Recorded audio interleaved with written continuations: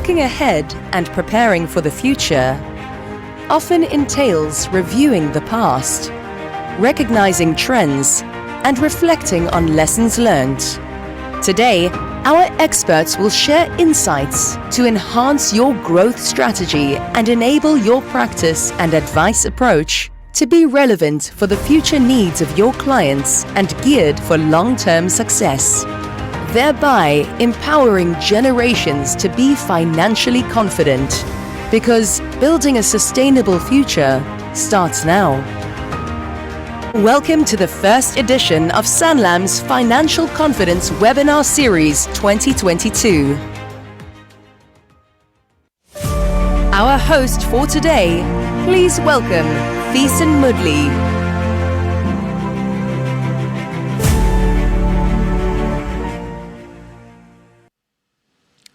Good morning, ladies and gentlemen. Thank you for joining us at this first edition of Sanlam's 2022 Financial Confidence Webinar Series. I'd like to extend a warm welcome to each and every one of our independent financial advisor partners who have joined us this morning, and a special word of welcome to our media partners that are with us today. This is, of course, the third iteration of the groundbreaking series of financial confidence webinars designed to bring you thought-provoking, dynamic, and edge-of-your-seat content delivered by some of the best minds in the financial services industry, both domestically and globally. Building a sustainable future is a complex challenge. It requires good decision-making and engagement with social, economic, and environmental challenges, and is intricately woven with the investments we make today and in the future. The human race has for decades been preoccupied with what the future holds for us. Even Hollywood has gone as far as trying to predict the future. Many of you will recall the famous words uttered by Doc Emmett Brown in the 1985 movie Back to the Future, when he said to a young Marty McFly, "Roads, where we're going, we don't need roads." Yet here we are 37 years later, and we're still trying to figure out what the future holds for the planet that we call home. It is therefore apt that the theme of this webinar is building a sustainable future requires long-term investments. To help us explore and make sense of this theme, we have with us a selection of subject matter experts who will challenge your thinking, will stimulate ideas, and help you to navigate the challenges that we will no doubt face as we progress into the future. So, ladies and gentlemen, it's time to strap in as we take you on a journey of discovery. I simply cannot wait to hear what our speakers are going to say and deliver today. But before we get into it, it's time to deal with a few housekeeping rules. During the webinar, you need not worry about your cameras or microphones being on. We will centrally deactivate them. This presentation will be recorded, so you will receive a follow-up email with information on how to access the recording, a document with answers to your questions, and of course, the presentations. We await confirmation of the number of CPD points that this session will be accredited for, and as soon as that content has been approved, we will communicate the process that you would need to follow in order to claim these points based on your attendance. As always, we want you to engage with us and connect with us, and to that effect, we'll be using WhatsApp. You may simply send through your comments and questions to the WhatsApp number on 060 555 8012. The agenda for the next 2 hours is quite simple. We're going to kick off with a presentation by Anton Gildenhuys. We'll follow that up with a conversation between Dr. Marion Morkel and Shivani Ranchard. And directly after that, we'll cross live to the UK to listen to Swiss Re's Nick Clifton. And we'll round out the session with a panel discussion moderated by Dion Tianis, attempting to address some of the burning questions that you as financial intermediaries have. Anton is a qualified actuary and is responsible for the retail affluent business cluster in the Sanlam Group. The cluster has a well-diversified solution set covering savings, retirement, investment, protection, credit, and credit needs, amongst others. These solutions are delivered through continuous engagement with clients, through its advisory network, and of course, digital solutions. Anton's a keen cyclist, takes to the road or the mountain whenever the opportunity presents itself.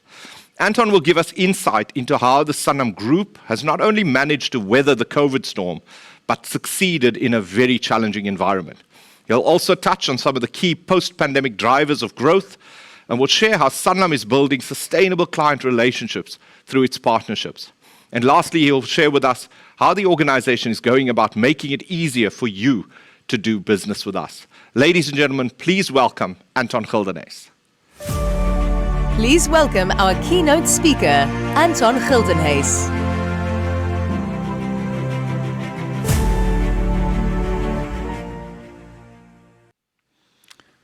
Good morning, everyone. It's really wonderful to have this webinar again, and thank you for joining us. And it's really an honor to speak to you about Sanlam and how we are really positioned for long-term growth. As Thiessen was giving the introduction and he spoke about how long-term growth requires an investment, we are really focusing on that kind of approach in Sanlam, building out the organization to be sustainable in the long term. So basically, I'd like to start with providing a bit of an overview of how Sanlam has evolved over basically the past decade and a half, 2 decades, evolving into the largest insurer on this African continent. As a group, we are present in 41 countries throughout the world, of which 33 of these countries are in Africa. We've got more than 200 businesses. And in many of the countries in Africa, we've got a long-term insurance business separate from a short-term insurance business. But here in South Africa, we've got a myriad of businesses. And through this, we actually have the largest footprint in Africa, insurance footprint in Africa, from all the organizations that provide financial services on this continent of ours. In Sanlam Investment Group, we've got assets under management and under advice of more than R1 trillion, an enormous amount of money that we manage and advise on behalf of our clients. We've made a massive difference through investment in CSI over the last decade, and this has really accelerated over the last year or two with over R1 billion of a contribution to the COVID-19 relief effort and the rejuvenation of our economy. And I'll speak a little bit more about our economy just now. In South Africa, we're by far the largest insurer in terms of market capitalization with more than 36,000 employees in the group. We've made more than R3 billion of CBI payments to our clients. We are a top employer, certified 7 times in a row now. And very importantly and very pertinently, we've made R22 billion of claim payments during this COVID pandemic and in 2021 alone, which is 76% higher than 2020 already, which has already seen a surge in COVID claims itself. So I think, especially if you pause a bit on that R22 billion of claim payments, I mean, COVID is an absolute tragedy. It impacted communities, it impacted businesses, and what we did for society is we really played our part to make sure that that tragedy doesn't even go further into a financial tragedy as well. And that's, of course, the service that you provide to your clients to make sure that, at least from a financial perspective, these families are cared for. One of our key objectives in 2021 was to restore the organization to pre-pandemic levels, which was an incredibly audacious goal. And for us to get back to various metrics at 2019 levels before the pandemic in 2021 already is quite something. Many of our peers targeted 2023 for the same kind of objective. And if you look through these metrics, you'll see that we've achieved that. Our net result from financial services, which is a fancy accounting way of talking about profit, of course I have to try and be fancy, is just below R10 billion. If you look at our new business volumes, a result that we certainly did not see coming. We've actually seen a 42% growth in new business volumes over 2019 volumes. R350 billion flowing into the group in 2021. That's an extraordinary number. And there has been we believe some tailwinds from a new business volume perspective, especially if you look at lump sums, growing deposits with banks and people investing those deposits into the stock markets and so on, which certainly helped us, but it's still an incredible result. Our net inflows, 78 billion, despite the surge in COVID claims throughout the group, we still saw a massive growth in net inflows. And net inflows are quite important because it basically tells you whether the organization is growing or not. It's very difficult to achieve profit growth and dividend growth if the base from which you're growing is actually shrinking. But here we can see that we've grown the base by 78 billion rand 2021 over 2019. The value of new business for us, the key measure, because like someone, Ian Kirk used to say, it's very easy for someone to sell a 2-bob ice cream for 1 bob. We don't do that. We create value. We focus on sustainability. And it's quite important for us to show this to clients and media and all our stakeholders as well, because it underscores the fact that you're engaging with a sustainable business, a business that is profitable, which means that we'll be there tomorrow and the next decade and the next century. Our margins are pretty equal to 2019, which gives us a ROGEV, our return on group equity value, which is the ultimate measure that we use to track value creation. And we've grown our group equity value by almost 15% from 2019 to 2021, 2020 to 2021, which is an improvement from the 2019 metric. So quite an achievement. Looking forward into post-economic drivers of growth in the insurance industry. First of all, the economic recovery. I listened to Gary Fourie yesterday from Capitec discussing the Capitec results with Bruce Whitfield on the Money Show. And he also highlighted something that we're seeing that we believe is true. And that is that if you look at the official metrics like GDP, it still paints a very tepid recovery in the economy.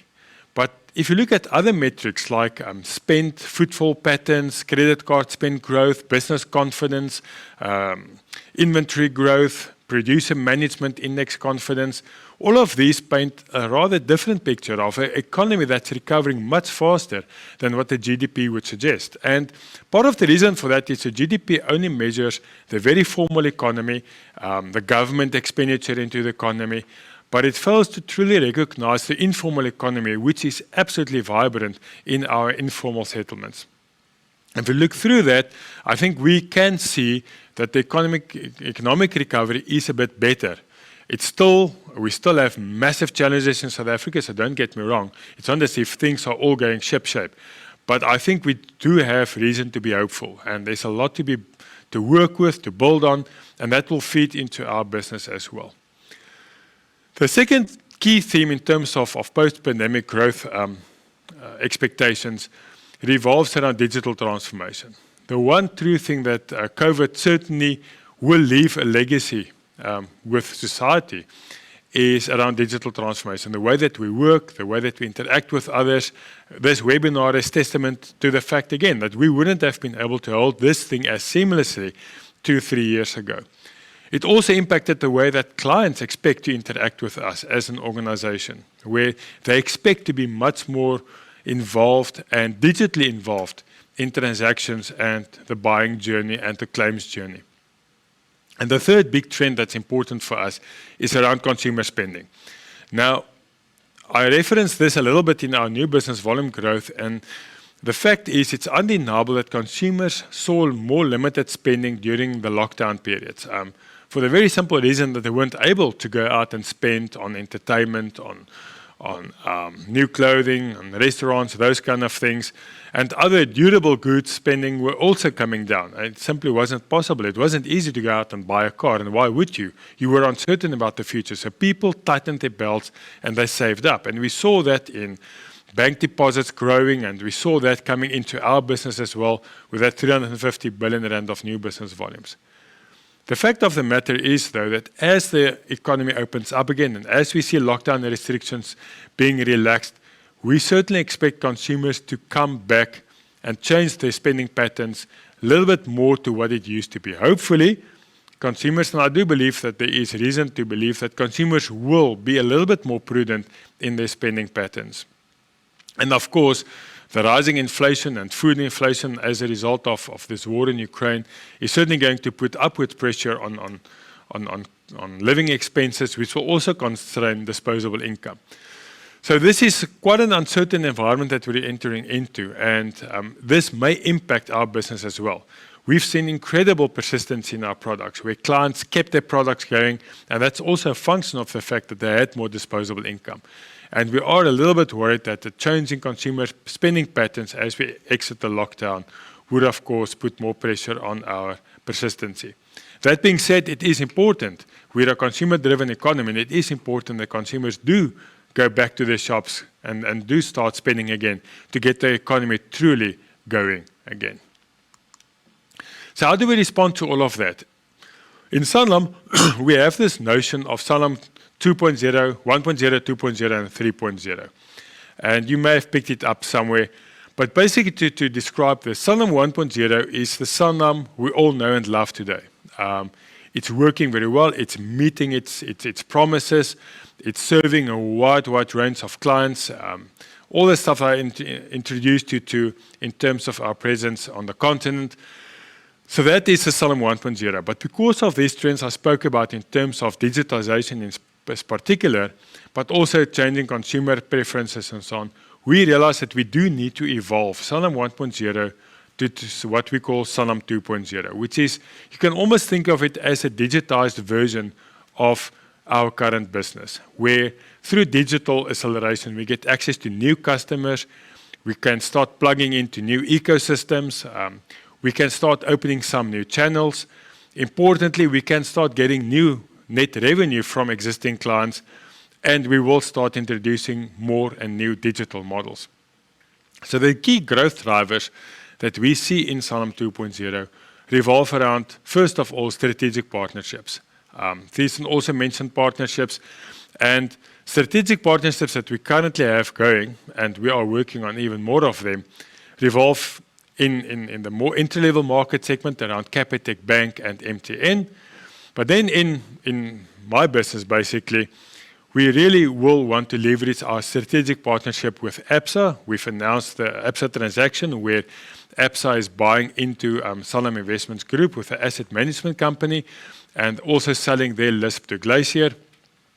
So we'll be providing the LISP product to the ABSA intermediaries, and that will give us a massive partnership opportunity.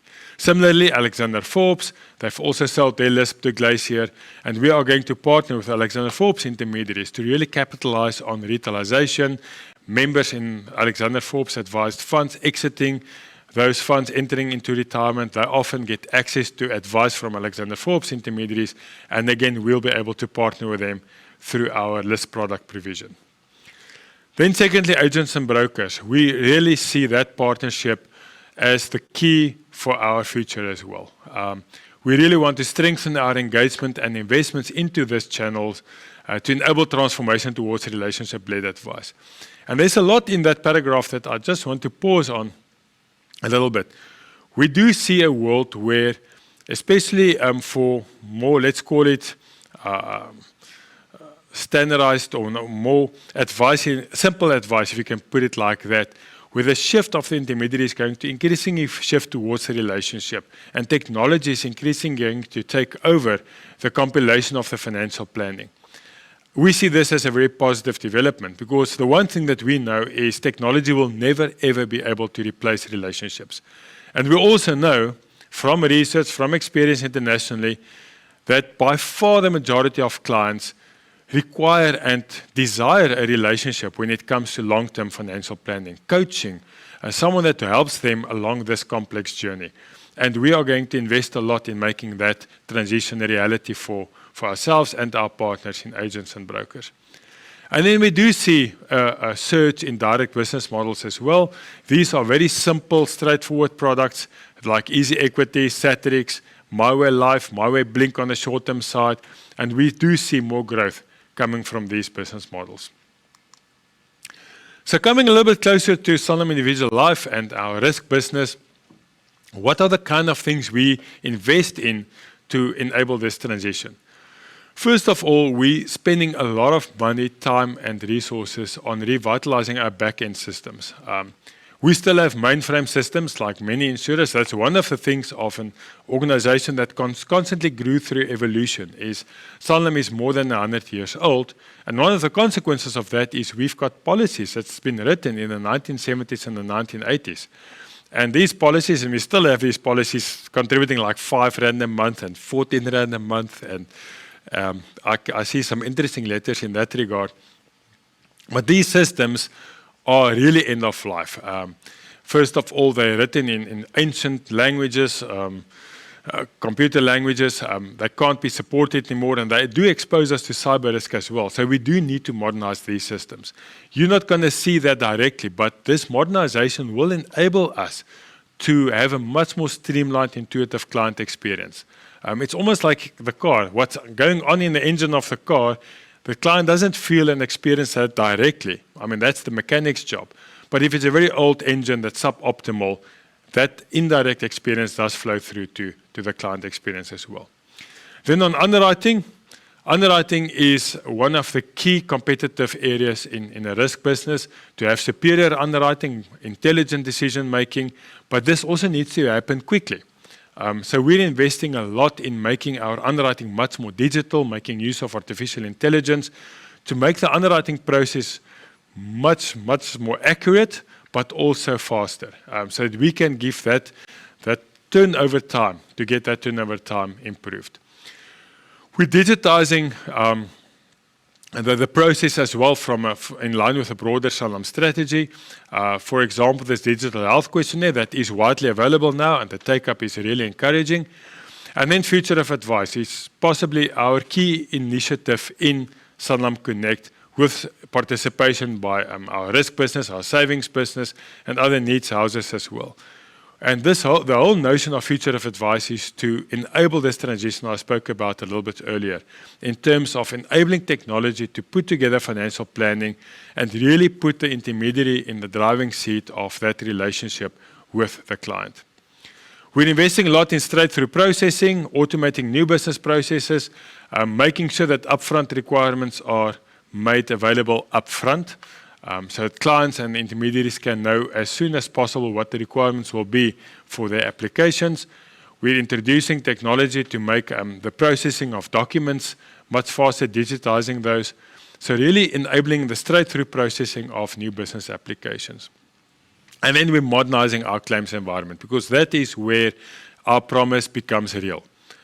And we do need to have an absolutely slick, intuitive, and client-focused claims experience. And to do that, we're investing in totally new claim systems called Claim Vantage, which is currently being implemented. We're consolidating across our risk claims, and the focus is to enhance the client and the intermediary experience. And all of this together is really digitizing our business to work towards a long-term sustainable business. And just to close off, we've launched Wealth Bonus quite a while ago, and the focus of Wealth Bonus is shared value. But we're not sharing the client's value with another client just because that other client happens to drink more smoothies or swipe their credit card more, or whatever the case may be. We share the client's value with the client that generated that value. And that value comes through persistency and increasing the portfolio holdings with Sanlam. So one of the very exciting initiatives that we launched about a month ago is the Wealth Bonus Booster in Individual Life, which is an exclusive opportunity for professional clients. And basically, this opportunity combines the savings business. If you have an eco retirement plan with a 2,500 Rand or more monthly payment, and you've got a Matrix Premier Risk product with more than 1,000 Rand payment, these two combined generate Wealth Bonus Booster for the benefit of the client. These benefits contribute to even more wealth that can be incorporated into financial planning. It grows with compound interest, just like normal Wealth Bonus does, but it's got more regular access to funds as well, unlocking a little bit earlier than the normal Wealth Bonus. But then importantly, we've also really focused on easy tracking across various contributing products that the client may have, whether you focus on the Wealth Bonus in the Eco Retirement Plan or the Matrix product, and then of course this Wealth Bonus Booster. If you log into the client portal, the client will be able to see how this Wealth Bonus grows over time and what the contributing products are.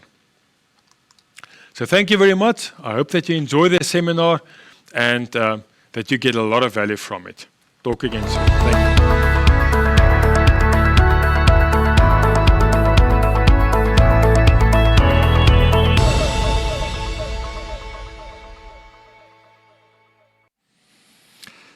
Thank you very much, Anton, for sharing that detail with us. An exceptional set of results that we've managed to deliver, no doubt in part to the contribution made by our independent financial advisor broker partners. So thank you very much for that.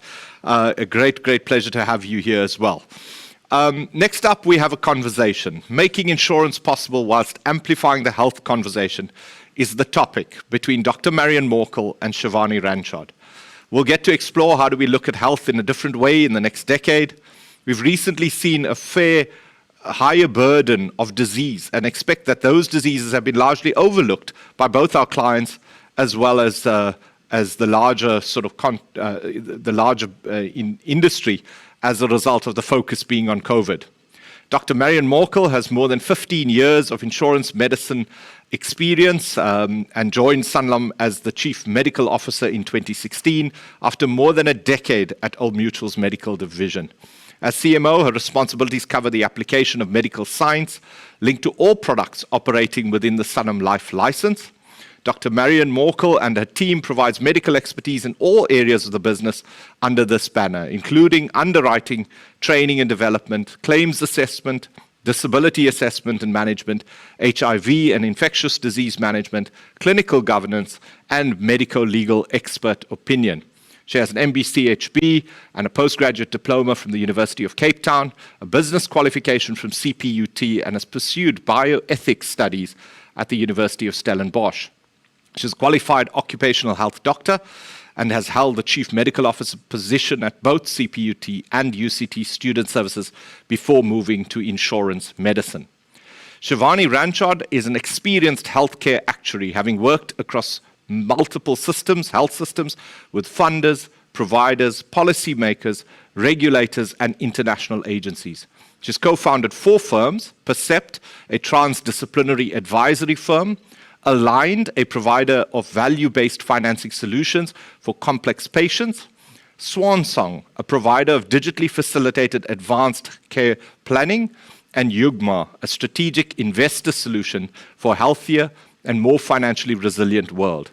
She has also been a long-term advisor to the government's Technical Advisory Center, was previously the head of actuarial science at UCT, and brings academic rigor, a deep commitment to health systems and patients, and personal courage to do everything that she does. She sees her work life as an extension of her meditation and yoga practice on an imperfect but always evolving attempt to bring careful attention to bear on socially meaningful problems. Please welcome Dr. Marion Morkel and Shivani Ranchod. Please welcome Dr. Marion Morkel and our guest speaker, Shivani Ranchod.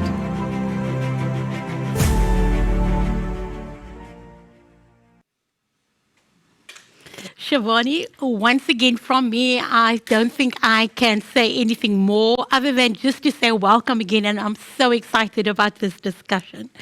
So I'm looking really to amplify this health conversation, and advisors listening in this morning may think, oh my word, they're wanting us to do medical underwriting. Far from it. But I do think it's an important conversation to have in South Africa now more than ever. I read a very interesting McKinsey piece just recently, and it was saying that successful large-scale risk transformation can only happen if 3 things are aligned: heart, art, and science. And I definitely think for the advisors that have joined us this morning, there's certainly the heart. I know that there's a passion for making sure your clients are properly covered. We certainly have a passion ensuring that we address the needs of our clients and address the needs that advisors face out on the field. You have a passion with your health science exploration, but we recognize also that the advisors have a special gift of the gab, and we call that the art. Through conversations, they ensure that people have the discussion about, am I properly covered? But now more than ever, that science part, that third part of the triangle matters, about what is so important about the health landscape now that advisors need to take into context and understand in South Africa when they have that conversation and amplify that conversation with their clients. And the article goes on to say, only then can we achieve a good momentum and long-term sustainable results. So that was a very big intro to a question about, can you describe to us and to the advisors that have joined, what is the current landscape with regards to the health context that they should take into consideration when we amplify this conversation? Thank you, Marion. Such a pleasure to be here this morning with you and with the advisors. And yeah, I love the framing around heart, art, and science. I think as a healthcare actuary and somebody who works in an advisory perspective, we tend to look at the big picture, at the system, and we look at the long term, at the trends that are evolving.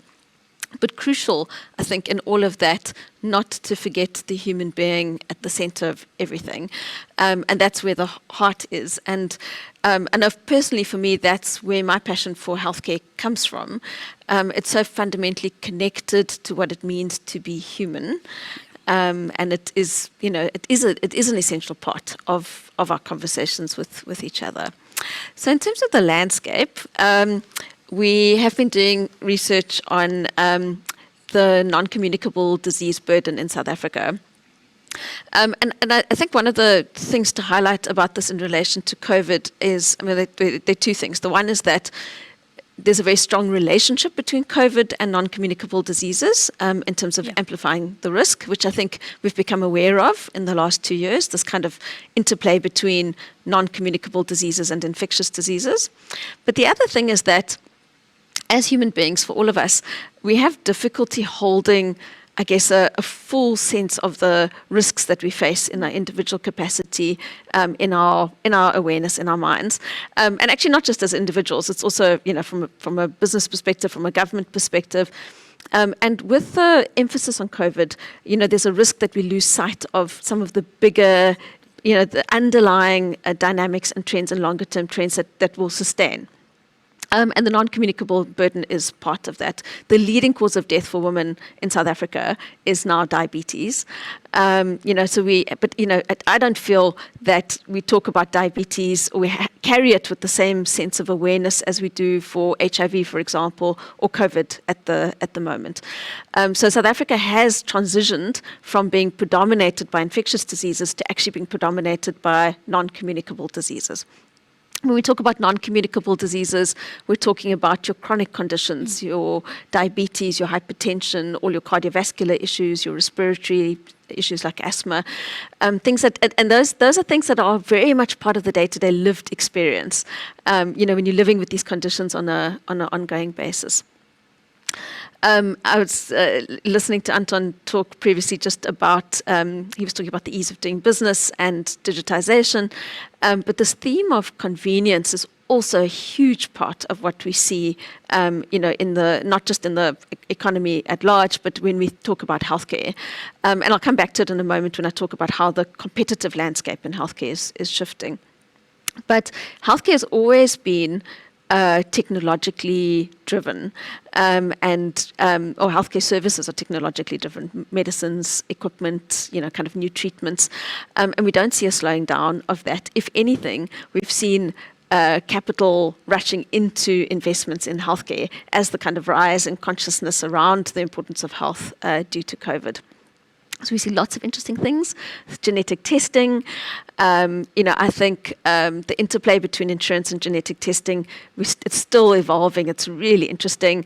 And starting to see the ways in which genetic testing can actually be linked not just to having information and knowing about your health, but also about changing your healthcare outcomes. So can we, actually give you medicine that is better suited to you if we have a better understanding of your genetic profile? And I think for us on the African continent, and particularly here in South Africa, we have such enormous genetic diversity. Medicines haven't necessarily been designed with us in mind. So that next phase of what's happening, I think, holds an enormous amount of potential for our specific I think that's context. Exciting. That's really very exciting. Very exciting. Yeah. And then aging, so we, I think, when you live in a sort of a low middle income country context, you kind of think of aging as something that's happening, kind of more in the global north. We think about Japan, but it's very much a feature of the demographic change that we're seeing in South Africa. So if we look at projections of our population pyramid, for a long time it was, lots of children, Yes. sort of medium-sized working age population, and then a few elderly. And what we're seeing is, a narrowing of fertility rates, so less children, a sort of growing working age population, and then that feeds into a growing aging population over time. Again, we have to take the long-term view. And from an advisor perspective, talking to clients, these themes about non-communicable diseases, which have a very strong physiological relationship with age, and the general implications of aging for financial planning, not just from a retirement perspective, but also from a healthcare provision perspective, because our healthcare needs do change as we age. Healthcare is complex, immensely complex, and I think one of the needs that everybody has, regardless actually of how educated you are or how familiar you are with healthcare, even those of us who work inside the professions to some extent, we need help actually navigating the healthcare system. Absolutely. We really, really do. It's complicated. So that kind of leads on to the next theme, which is around, I think more from the advisor perspective, actually thinking about the product suites and the interfaces, all of these moments where we interact with clients. It's at the advice stage, at the underwriting stage, at the claim stage. All of these things actually connect to healthcare in some way or another. We don't actually think of it, but those are very key touch points. They're very key touch points. In the advice process, part of the conversation you're having, almost by definition, what are your fears around your health? What are the things that are in your family that you need to be conscious of in your family history? What is top of mind for you? And then when we're in the underwriting process, what are we asking? We're asking healthcare questions. We're engaging in a conversation about the status of someone's health. We can often see it as an administrative process, but it is actually a healthcare conversation. And of course, the claims process almost inevitably is a healthcare conversation too. Yeah. So how do we do each of these things better, each of these touch points? How do we bring that awareness of healthcare into those conversations so that we can amplify? Product proliferation, so also referring a little bit to what Anton was saying earlier, it's useful to be able to integrate products to have a holistic view. How do they kind of interrelate to each other? And a healthcare lens on that, I think, is very useful. Because I think if one has the healthcare profile of the client sort of top of mind, it becomes easier to think actually about how their product suite is put together. You'll see in this flower image that the behavior changes in a different color to the other bits, the other petals. I see that. And the reason for that is that I think that we've overemphasized some of the behavior change conversations. And this relates a little bit also to what Anton was saying about kind of how we reward loyalty and how we engage in those conversations. So behavior change will always be important in healthcare. Prevention, actually being able to sort of take care of your health, invest in your health. But what we've overemphasized is the role of the individual in that versus the role of the household, the employer, society, and community, actually. The Harvard Business Review just this week has been talking about a change in the paradigm in terms of how employers think about mental health. Huge conversations going on, largely related to COVID around burnout. The kind of traditional way that we've been talking about that is that all of that rests on the individual, but it doesn't. It doesn't. The individual exists in context. They exist in a work environment. They exist in community. We understand now very profoundly the relationship between loneliness and mental health and loneliness and physical health. So when we talk, we talk about diabetes, there's a massive societal underpin to that around our food economies, how safe is it to exercise in your neighborhood, all of those sorts of things. So there is a degree of individual responsibility and agency, which we must never forget, but it is also located within a broader social fabric.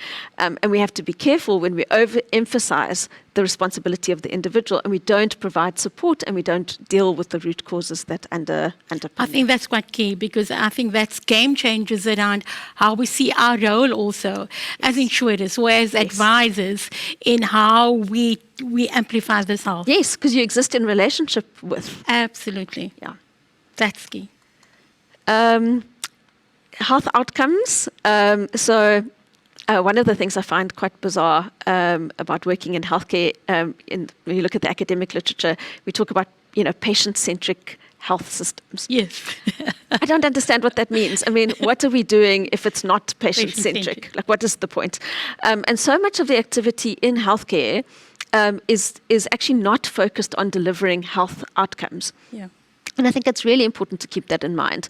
When you're thinking through the advice process and you're thinking about a critical illness product, for example, are you thinking about when somebody has a health event, how will that pay out to support them in achieving health outcomes and actually the quality of life that they live? How do you conceptualize that? How do you talk about that? I mean, one of the things I feel very passionately about in the advice process is talking to people actually about what good quality means to them. What do health outcomes mean to them? What are their preferences? Everything around, privacy, setting of care. Do you prefer to be in a hospital? Do you prefer to be at home? These are really important conversations to have, because once we start to understand what good means to an individual, we can then start to actually fit a financial picture around that. And then the last point I want to make is how we are seeing the most incredible, exciting development in the healthcare market.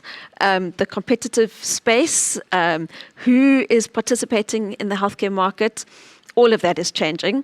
Partly due to COVID, so we had a relaxing of telemedicine regulations as a result of COVID, which I think were intended as a temporary relaxation. But what that precipitated is quite a radical transformation in the way that healthcare services are delivered.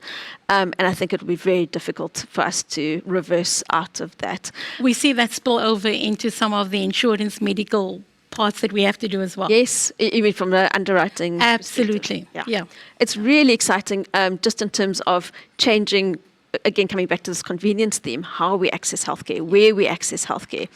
Yeah, maybe you can, actually deal with some things from the privacy of your home, or you don't have to take a half day of leave and sit in a waiting room. What if you could pre-fill some of the information for the doctor so that they're actually informed by the time that you arrive? Absolutely. Can we improve the quality of care that's actually delivered? So really exciting partnerships between non-traditional players, retailers partnering with digital companies, and insurers partnering with retail, all sorts of interesting things. So that's very exciting, and I think the advisors here will say, well, this is a huge practical example of all of the different petals of your flower and the landscape in South Africa. But on a more practical sense, with regards insurers and advisors, what do you think are the areas in which we can affect and amplify that health conversation without them taking the role over as medical officers or as underwriters, but work as partners and collaborators with us in making sure we amplify this transformation risk, but through the health conversation? Mm-hmm. No, it's a great question, and really important that we bring it back to, how do we actually engage with all of this change and complexity. So I think the opportunity space is immense. Whether it's, very light touch on the one hand, all the way through to kind of more deeper engagements. There are a range of different strategies, I think, and different strategies, I think, will resonate with different advisors, depending on how they typically engage with their clients. I think on the one end, it's about ease. Yes. So, when we think about advice, product integration, the underwriting process, navigating the healthcare system, are there ways that we can work practically to make all of those processes even if they're a little bit easier, even if we made each of them a little bit more human, a little bit easier, the cumulative effect of that is important. The second kind of, I guess, strategy is what I call kind of looking more closely. And this is really about healthcare data, which is a very exciting area, right? So we see huge developments in terms of not just the availability of data, but the way that data is integrated and made available. and the ways that we can actually intelligently use data to. And I like that what you're saying, because I think often people think like it's used to punish people. No. You know, it is there to catch someone out, rather than say, how does this amplify to ensure that we get better health outcomes? Absolutely. It always has to come back to better health outcomes and in service of the client. And if you think about, each of the processes that we have at the moment, they're imperfections, right? Yeah. And as we have access to this better health data and we're able to build a more nuanced picture, it can only result in better decision making and actually a better end solution for, like a win-win-win solution for everybody. Yeah. So whether that's actually understanding, in the initial underwriting process, in statistical terms, we talk about type 1 errors and type 2 errors, saying yes when you should say no and saying no when you should say yes, which as human beings we're all familiar with. But, how do we use that information better so that we can discern on those cases where we might go in the wrong direction? One of the examples I love to use is of the very diligent health seeker, so the person who is taking, proactive care of their health. So they know they have a sedentary job, so they go to the physio regularly and, they manage their mental health by, seeking out the psychological support preemptively. But how does that show up in an underwriting process, right? How do you tell the difference between the diligent health seeker and the person who's actually unwell? Yeah. So all of that is going to become actually easier to do as the data environment matures. As we move sort of to the right, we get into the kind of more in-depth strategies, right? So the deeper sort of engagements. And here again, you don't have to the advisor doesn't need to step into the territory of being a medical expert. It's really around recognition that health events are life events, and that those are deeply connected with each other. So bringing that into the conversation space. The cross-sell opportunities, I think, are significant when so there is actually, I think there's an incentive for the advisor to be engaging in these conversations because it highlights the range of needs that the client has. And it can be very light touch. It doesn't need to be I think that's the fear of some advisors. It doesn't need to be expert. It doesn't need to be expert. And you delve deep into the stroke and the mechanisms around stroke, but it's about that light touch, but just that human connectedness. Yes, absolutely. Yes. Absolutely. Yes. And, I think, the opportunity for the advisor is to be able to speak, jargon-free in the same language, because clinical language, health system language can be very alienating. Absolutely. Absolutely. In terms of improving health outcomes, we've talked about behavior change. So I think there's not a lot more to say there. It is important, but it's not everything.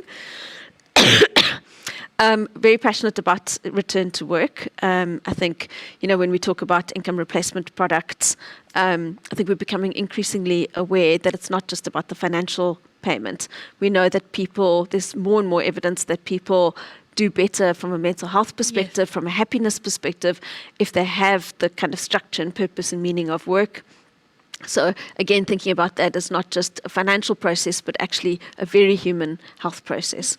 And then risk stratification, I think it can sound like a very sort of actuarial term, but essentially what it is having a sense of different sort of buckets that your clients fall into in terms of their risk profile or health profile.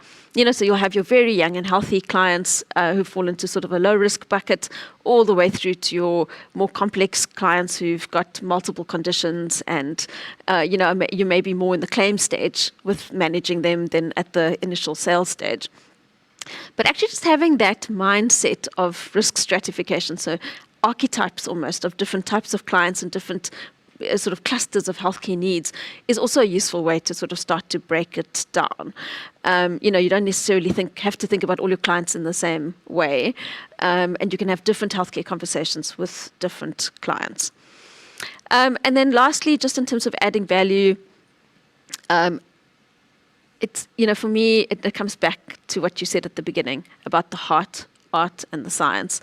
Really bringing the heart back into it very strongly, because the healthcare conversation is an opportunity for us to make meaning.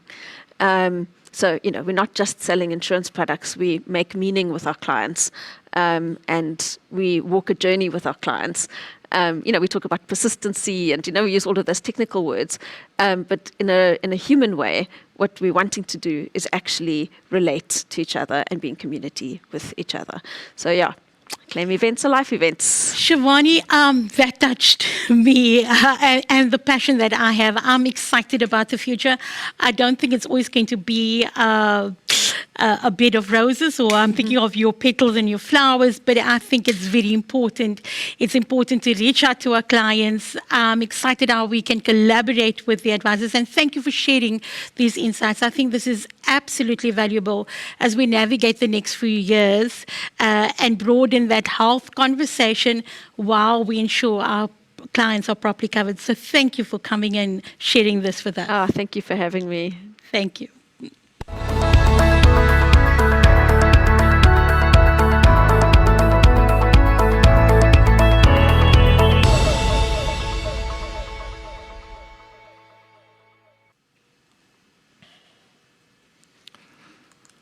Thank you, Dr. Morkel and Shivani, for being a part of the series. Firstly, as always, it's a great pleasure to engage with leaders of your caliber, and even more so today that we could tap into your views, insight, and experiences. Many believe that we've already reached a place where COVID-19 stops being a pandemic that kills and becomes endemic, erupting in waves here and there, not deadly waves, but much more like the influenza and the common cold. If this is indeed the case, how can we use behavioral techniques to talk to clients about the long term again, and to talk to clients who are tired of hearing about COVID and the fears associated with it? Nick Clifton is a customer experience manager at Swiss Re in the United Kingdom. He works with clients and brokers to improve customer engagement from the sales and underwriting process right through to helping improve retention. Underpinning much of this is behavioral economics and using the way people make decisions to drive better customer outcomes. His topic for today is behavioral economics, helping you to have more productive conversations with your clients. I heard yesterday that Nick is a big Liverpool supporter, so I have no doubt that he will, between 9 and 11 SA time, be sitting in front of a television this evening. Please welcome Nick Clifton. Please welcome our guest speaker, Nick Clifton.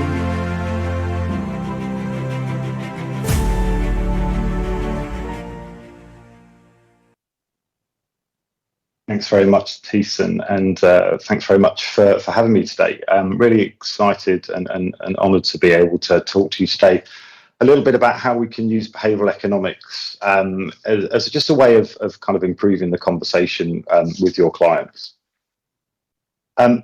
First of all, I want to just give you a bit of an overview of what behavioural economics is. I mean, it might be something that you're familiar with, but what I want to really cover here is why we use behavioural economics in an insurance and in a finance context, and why we find it important. And fundamentally, behavioural economics is, as we say, the study of kind of the brain, the cognitive and emotional effects of decision making of individuals. The key area that we want to look at in terms of, as I said, finance and insurance is this distinction between two types of system, as we call them in behavioural economics, two ways that the brain works. System one is very much an unconscious way of making decisions and thinking about things. It doesn't take very much energy. As you can see from the picture, 5 + 5 = 10. It's not something we have to think about. If I was going to leave the room I'm in, I would stand up, I'd walk over to the door, I'd push the handle down and open the door. It's not something I need to think about. It's all subconscious, unconscious, and associative. What we actually, often when we're talking in financial situations or in conversations that we find a little bit uncomfortable, we're in this system one. And if we look at, particularly from a retention perspective, I know we're talking much more about sales, but in a retention perspective, if you can imagine someone ringing up to cancel a policy, that's all they're looking to do. They're looking to cancel, they're in this system one. So they're just thinking very subconsciously.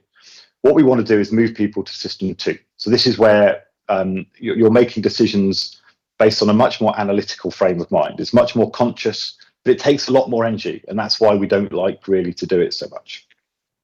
So in an insurance context, we want to, as I said, move people away from this system one to this more reflective brain. And what we believe that does is actually makes people make the best decision that they can.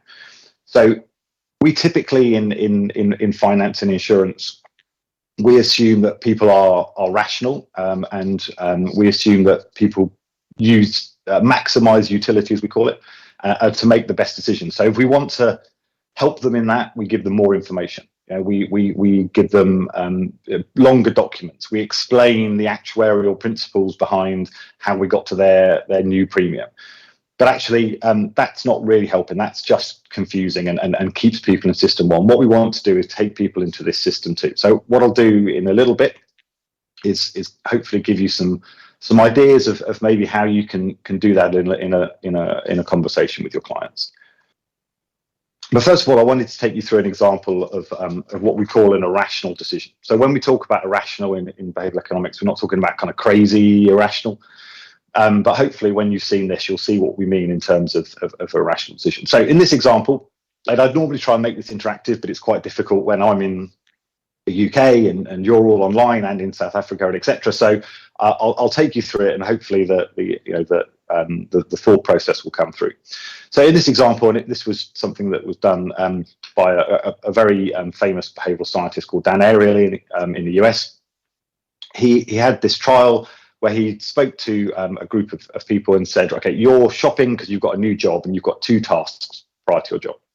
So the first one is you need to buy a pen to sign all the documents that you're going to review.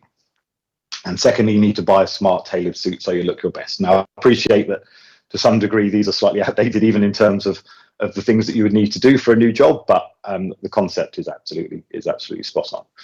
So task one, you need to buy a new pen. Okay, so you go to store one and the pen costs 200. These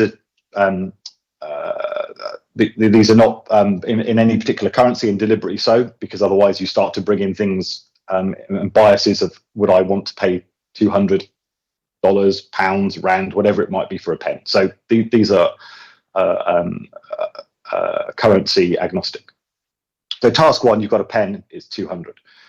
You know that if you walk 15 minutes further on to store two, exactly the same pen, no difference whatsoever, would be 100. And the question that was asked was, would you walk 15 minutes down the street, down the shopping arcade, wherever it might be, to buy exactly the same pen for 100 instead of 200?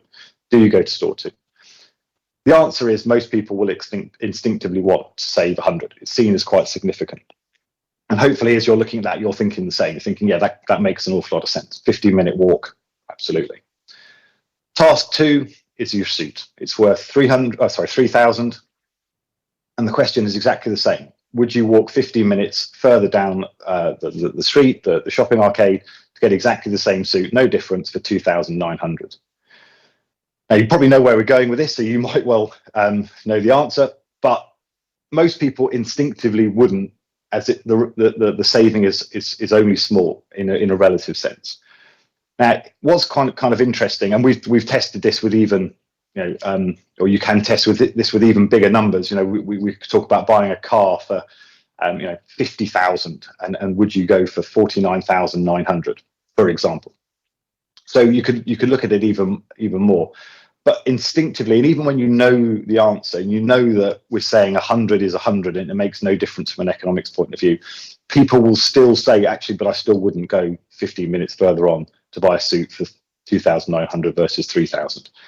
So what we're trying to say here from an insurance perspective is, when people are making financial decisions, they're often not making them in a way that we would say is rational. So just giving them more information, talking more again about the fact that the suit's 3,000 versus 2,900. Fundamentally, the way that we behave doesn't always make sense. And we need to understand that when we're having these conversations with our clients.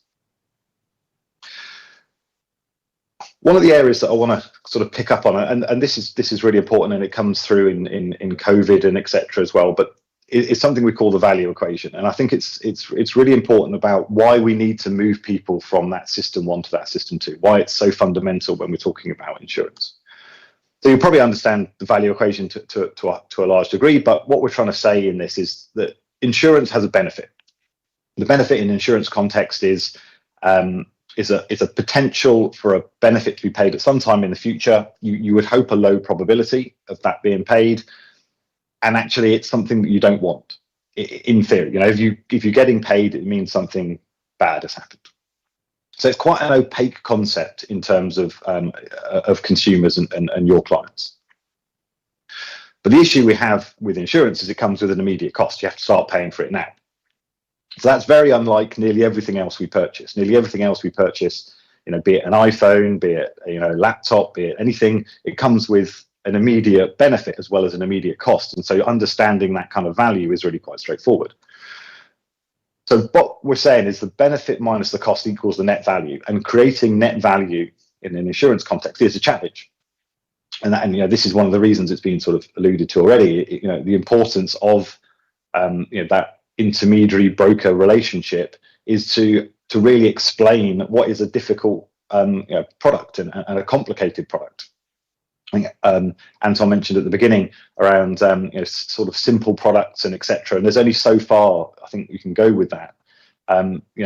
Before you lose that kind of the what drives the product and the complexity, and that's why you need that IFA relationship. So what we're saying is when the net value is positive, then we generally buy, but it's hard to create that value.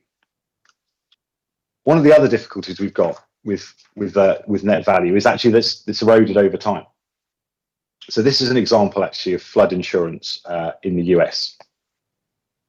But you can see from year zero or just before the flood event, so the central line, the take up or the purchase of insurance, flood insurance in this region, and immediately in the aftermath of a flood, then that increases. So the take up of insurance increases quite considerably, but then over time it reduces again. And I think, apologies, this is a really good example in terms of COVID and the impacts that we're seeing of COVID, particularly as Tisa mentioned, when we move from a sort of pandemic to an endemic kind of state, potentially this concern that people see, this value that's being created, is going to erode, and people are going to start to not see COVID specifically as an issue, as a concern that they need to insure themselves against. We've seen a jump in insurance, and certainly a stalling of people cancelling their insurance. But as this continues, we're going to see this drop off. And the question is, as we said, how do we bring in other things that we don't want to talk about COVID anymore. People are COVID fatigued, as we've said. How do we bring in other elements so that we connect to their needs and reasons for purchasing at this exact point, such as with flood insurance, but actually more importantly throughout the lifetime of the policy going forwards. So it doesn't just become a one-off purchase that over time people sort of stop seeing the value of, and potentially they then stop their cover, or you actually get to the point where you're in year 8, 9, 10 and they don't see the value at all and they don't purchase in the first place. So that's kind of behavioral economics as a whole, and why it is we think it's important, and what it is we want to bring into the conversation. So what I want to do now is just give you some examples of how you can use behavioral economics in your discussions with your clients. So first of all, I want to say, you're all professional advisors. I don't need to talk to you really. I don't think about how to exactly start a conversation, to be empathetic, to be honest about what you're doing, and all the things that we could talk about just in general sense of having a conversation with your clients. But there are some key kind of areas that, or behavioral biases, as we call them, that you can look to focus on when you're having those conversations. So Shivani mentioned actually around ease of process in the medical context. This is really, really important. As we said, insurance is this kind of opaque, and it's quite stressful. You're buying something that, as we said, you don't really want to use, and you're talking about health and morbidity and mortality. And people don't like to go into something and start something where they don't know, what's going to happen. They don't like clicking a button when you don't know what's going to happen after that. So one really important thing is just explain the process. It might be that it's a long and difficult process. That's not necessarily the barrier. So don't sort of try and suggest that the process isn't going to be potentially long and difficult, because if someone has a complex medical history, for example, it might well be. but just take them through that process, explain what's going to happen. Visually, we'd call it a crumb trail. So you may have seen it, on things you've done online. There's 5 kind of parts to a process, and you're in part 3 or 5, so you know where you are and you know what each of the processes is. But verbally, you can do that as well. So get people to understand what the process is going to be, and then when something then happens in the process, they're less likely to be concerned about it at that point. This kind of sounds simple, and as I said, I'm not trying to tell you how to to speak to your client specifically, but making the conversation a conversation. Apologies, we're just going to have a fire test, which is not ideal in the middle of my presentation, but will only last 1 second.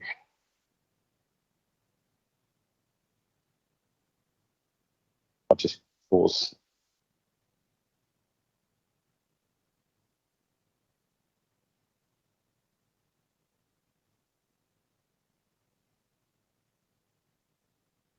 Sorry about that.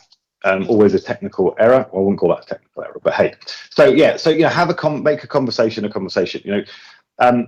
We talk about framing in a little bit, but one of the things I kind of like to say to people we speak to is, how would you talk to a friend or a relative who doesn't understand insurance? And I think one of the things, the traps we fall into sometimes as an industry is, we're business to consumer often.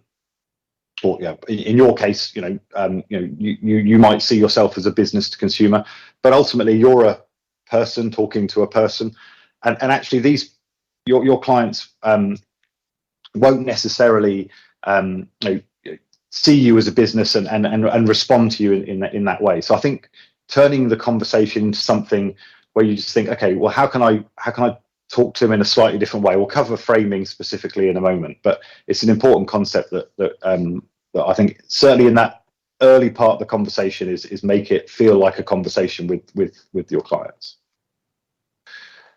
And I think one of the areas that might help in terms of getting that conversation really going, depending on what you want to talk about, and get them thinking, as I said, this is all about moving from that system 1 to system 2 way of thinking about things, moving away from the unconscious to the conscious. If you want to talk about a specific policy, for example, and it might be that you believe that this is the right policy for them, but rather than coming from the policy perspective and thinking about the terms and conditions or etc., start it more from, okay, well, if you want to talk about whether they need a decreasing or a level term policy, don't explain decreasing or level term. Speak to them in a way, what's the biggest financial risk to your family, or when is the biggest risk? Is it early in the term of the policy, or would you actually want the need to be the same throughout the policy? And then it starts to be about their concerns and their own personal risk tolerance, for example, and not about the policy at all. If they say, I actually really just want to cover myself early on, then you know that decreasing policy is the right one. And then when you talk about the decreasing policy, they see that as the right thing for them. If you want to just speak more generally about, say, a disability product, again, try and connect with them on a personal level. So this, again, probably even more relevant at the moment in terms of COVID, and most people will in some way have had connection with someone or have personal experiences of people being affected by COVID. Think of any friends or relatives who have had periods of illness or injury when they couldn't work. How did they manage financially? And the chances are they either didn't manage great financially, or they had insurance to help them to manage financially. Now, obviously, some people have savings and etc. and friends and family that can help them, but by and large, people don't. So they then start thinking, oh, actually, I need to avoid what happened to my friend, colleague, relative, because they didn't have insurance, or I want to be able to manage in the same way that they did because they did have insurance. Another key area that we talk about when we talk about behavioural economics is how we can overcome objections. So when I talk about objections, and hopefully these will resonate with you, when your clients say, I don't need it, or I can't afford it, or it won't happen to me. And actually what we often find, and don't get me wrong, I'm not suggesting for a moment that there is ever, there's never a time when people genuinely can't afford it. But we often see that when people say these things, what they mean is something different. So I don't need it means sometimes, often, that they don't understand it. I can't afford it may well be that I don't value it. And if they're talking to you as an intermediary, I think there's a reasonable chance that affordability is possibly not the biggest barrier. So them saying they can't afford it, and what they actually mean is they don't value it, comes back to that value equation that we spoke of earlier, and how you can increase that value equation so that affordability becomes not the question. It becomes about whether you want to commit that money towards it. And a really important one, it won't happen to me, which is basically someone saying I'm ignoring it, because there is a possibility it could happen to them. So I'm just going to go through a few behavioural biases that can help, and actually one that can hinder, and how you might look to overcome that. So as I mentioned previously, framing is key. This is probably one of the most important things that we can think about when we're trying to get people to move from system 1 to system 2. So what I'm saying here is, don't assume that your client understands what you mean, or that the words resonate with them is probably a better way of saying it. So it's not necessarily that they don't understand. They know what the word insurance means. They know what a premium is, but they're not words that resonate with them. So when they're trying to think, do I want to buy insurance? Well, actually, what they're buying is something different. They're buying financial protection. They're buying peace of mind. A safety net, whatever it might be. That something that actually resonates, that makes that kind of initial value feel like something they're actually getting.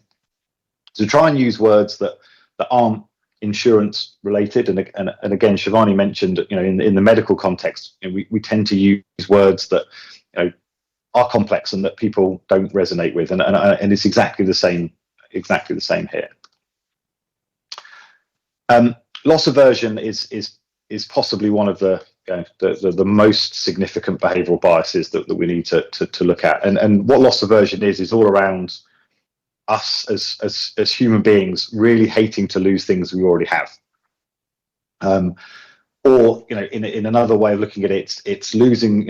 It's much worse to lose something now than it is to gain something in the future. But we really don't like to lose things that we already have. And there's lots of behavioural tests that show this to be the case.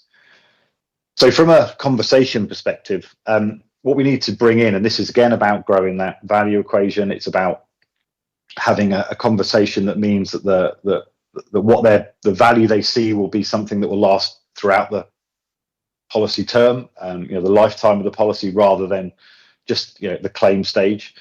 Bring in things that the client would get now, and therefore they would lose if they didn't take the policy out, to improve that value equation. So it could be, as I said, second one, peace of mind. That, for example, their assets for retirement are protected if they took out an income protection policy, for example, because you're not going to have to start cutting into your savings if you lose your or you're unable to work. But also, and this is becoming more and more relevant, other services such as mental health support, diabetes programs. There's lots of other services that are offered now that actually people can use now, clients can use now, and therefore they'll see that value, they'll see that jump in the value equation now, and not only are they more likely to then purchase, they're more likely to stay, to be retained, which is obviously, from a behavioral economics perspective, the core of why we do it at Swiss Re is to make sure people keep get and keep their insurance. So if we can bring in things that also help with retention as well as the sale in the first place, that's super important. And the third one, which is the kind of it won't happen to me, is optimum bias, and this can work against you. And there's different schools of thought about how much you should use statistics, for example, in your sales process. It might well be that you'd think that talking about the chance of getting cancer, will jumpstart someone into thinking, okay, I should get some kind of critical illness cover.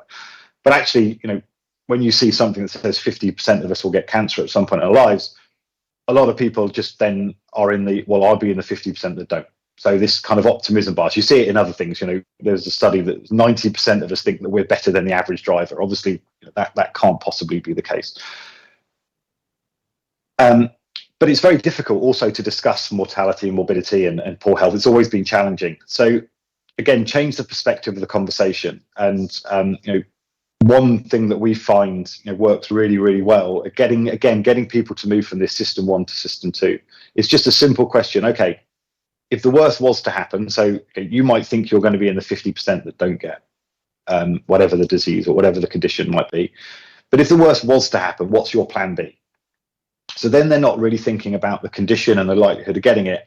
They're thinking about the risk and the downside, that if something did happen, what are they going to do about it? And it goes back to the conversation or the discussion on the income protection side.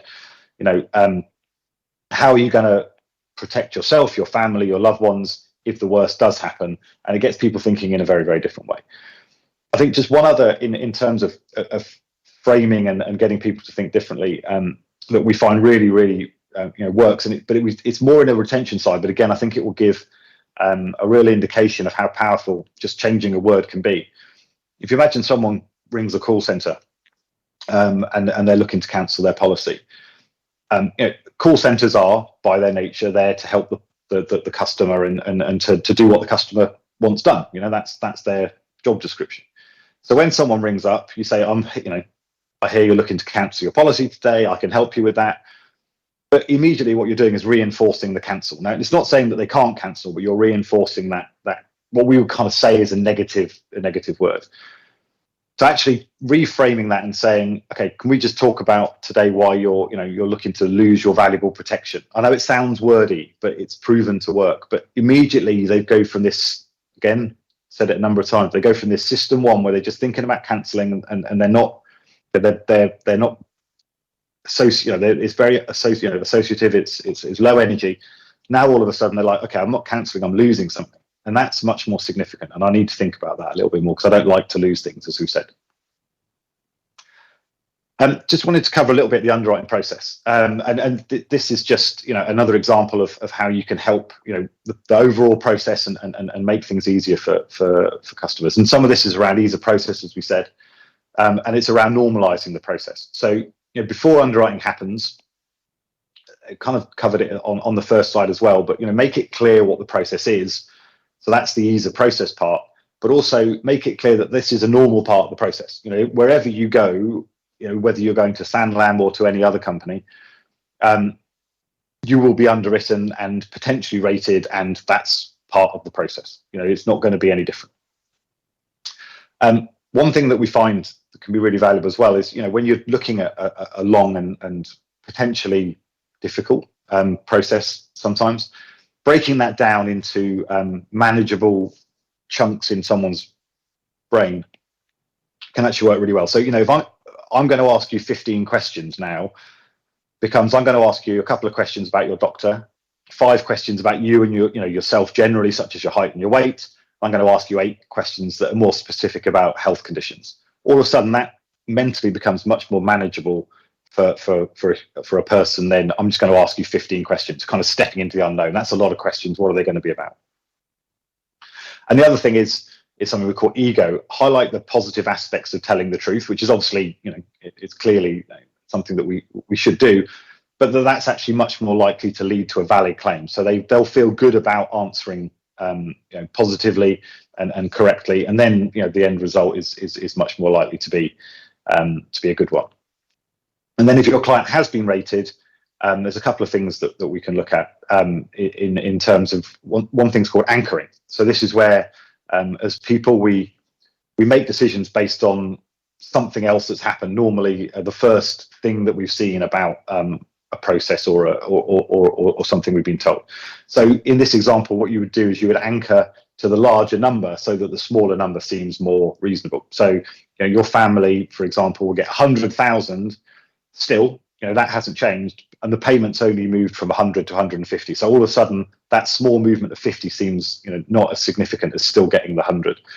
And if you're interested in this at all, there's a really interesting study about people anchoring their social security number in the US to how much they would pay for various things in an auction. And the people with the higher social security number, or last 2 digits their social security number, would generally pay an awful lot more for a bottle of wine, for example, in an auction when it's anchored to these last 2 digits, so something completely arbitrary, than they would if they had a lower 2 digits of their social security number. So it's just something that we subconsciously do, and therefore it's a really powerful way of getting people to think in a certain way. I think another area that we can think about is around loss aversion. Again, that you've been through this process, you've been under it, and you've been rated because of the conditions you've got. If you were to go elsewhere, you've already got the best outcome. We've gone through the process. We've chosen, in this case, Sanlam, because they're the most appropriate, the best value. If you go somewhere else, you'll go through the same process again, and you'll likely come out with a worse outcome because they won't be the most appropriate and best value in the first place, and then you'll be rated and they'll still be not the most appropriate or the best value. And then I just want to finish on how you can manage a little bit in sensitive areas and topics, and addressing some of the things that are uncomfortable. Again, this was kind of mentioned by Shivani in her session around, you're not medical experts. You're experts in insurance, you're experts in the policies and the coverages that are on offer. You're not experts in health. You're certainly not an expert on your client's own health. Yeah, they are. So be honest about that if you're uncomfortable. So, I can't judge what's important to you, but I can let you know, based on my expertise and experience, what is the right type of protection, coverage, whatever you want to call it. So let me know what health issues concern you the most.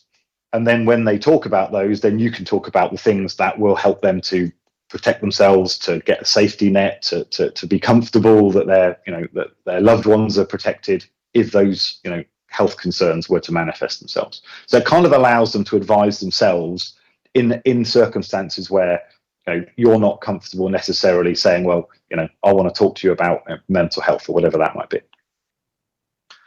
And that's a bit like the very beginning, the starting the conversation. If they're still reticent, can't be general in terms of what the coverage does, and you see they then don't have to open up to any specific concern. You don't have to talk about mental health necessarily. Historically, it's probably been a little bit easier, I guess, in some ways, to talk about high-level concepts like death cover or critical illness cover. And I think everyone kind of knows what critical illness means, and they can think about their own family history of heart attack or whatever that might be. But I think now, where we're talking about other things that are more difficult, more stressful to talk about, just sort of explain disability income can cover illnesses, injuries, accidents, mental health, anxiety problems, as well as other conditions such as cancer and heart attack. And again, that gets them to allow to sort of self-choose, self-advise from a list of the areas that concern them, and then you can start to get more into the product discussion. If you wanted to talk about a benefit like mental health services, because it's something that is that's offered and you think it's important, again, just sort of do it in a more general terms. If your family or yourself needed any help coping, this could be something that you might find very useful. So you don't need to say, are you stressed, do you anxiety, etc. You just kind of putting it back on them a little bit to think about what it might be that's concerning them. So I hope that's been useful. I mean, overall, I said what I wanted to do was just kind of explain how we move this conversation away from the system one, where people feel quite comfortable having a conversation based on they know what they want to talk about, they want to get through the conversation. They find it quite a challenging conversation, so they have a preconception of what they want to talk about, to actually opening up and having a more meaningful discussion, and hopefully with that a better outcome. Thank you very much.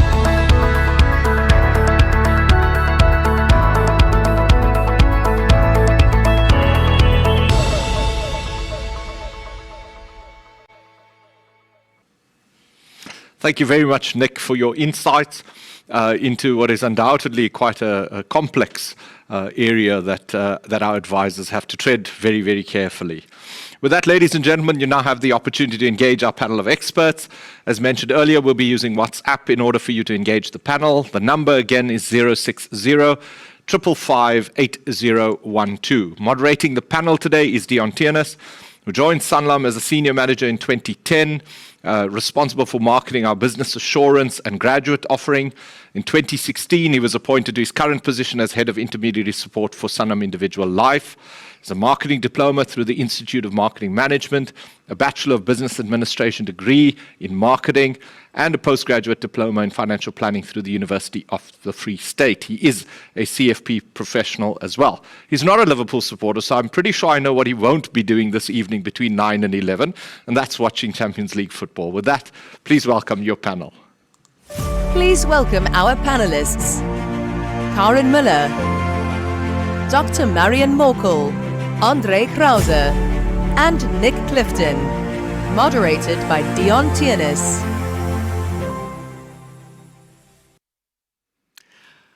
Yeah, good morning, colleagues, and a big thank you for joining our panel discussion this morning. And I think Tisa knows me very, very well. I will be watching, but I will not be supporting Liverpool this evening. So that's just a bit of an FYI for Tisa. So, colleagues, the purpose of our discussion today, very, very simple. You know, we need to unpack the considerations that intermediaries need to take into account if they want to build a long-term sustainable business from a risk perspective. And then I want to add on something after that and put a comma there and then say, post the pandemic, the COVID pandemic, because I think that's probably one of the most important elements out of all of this. I think pre-COVID, absolutely, we would have put our plans together, but COVID has happened, and I think there are lots more considerations that we need to take into account. So for that, I'm going to take Shivani's cue and say, let's make these things a little bit more human. I mean, we have had the introduction of our panelists, but let's make it a little bit more human and warm today. First, we have with us Karen Müller. She is the executive head of Sanlam Individual Life. Karen, good morning to you and welcome. Good morning, Dion. I'm very glad that you didn't reference my outfit in relation to soccer today. Most definitely not, Karen. We're going to park that conversation, but we will have a conversation after this. So that's a Manchester United red for today. So big thank you for that as well. And then we also have, and no stranger to us, we've got Dr. Marion Morkel. She's our Chief Medical Advisor. Dr. Morkel, good morning to you. Good morning, Dion. And then all the way from the UK, we have Nick Clifton. He's a customer management experience consultant with Swiss Re. Nick, it's fantastic to have you with us, and we hope that they haven't told you that this is a proper drill and that you need to leave the building and that you're all safe where you are, Nick. Sorry about that. That wasn't ideal, was it? But yeah. So thank you very much. I'm glad to be with you. Great stuff. And then last but definitely not least, we've got Andre Krause with us. Andre Krause is the head of advice and intermediary services at Succession Financial Planning. Andre, good morning to you. Good to have you with us. Good morning, Dion. Thank you for the opportunity. Good. So we've got a really, really great panel. And I think I want to start off with an experience that I had a couple of years ago. I was on a Kalula flight. And on this Kalula flight, when we landed in Cape Town, the purser came out and the purser said, she made the announcement, ladies and gentlemen, please be careful when you open the overhead stowage because shift happens. and I'm sure you will agree with me. If one looks back over the last 2 years, there's lots of shifts that has happened. So the first question, I think, to each of the panelists, and we can start with Karen, explain to us and the audience and the intermediaries, what are the shifts that has happened in your business, in your area of expertise over the last 2 years? Over to you, Karen. Thank you, Dion. There's definitely a lot of shifts that happened in our business, and I mean, we're quite grateful that there isn't anything that fell out when we did exit the plane. So the big shifts that happened in our space, I think the first shift is a fundamental shift in terms of purpose and relevance.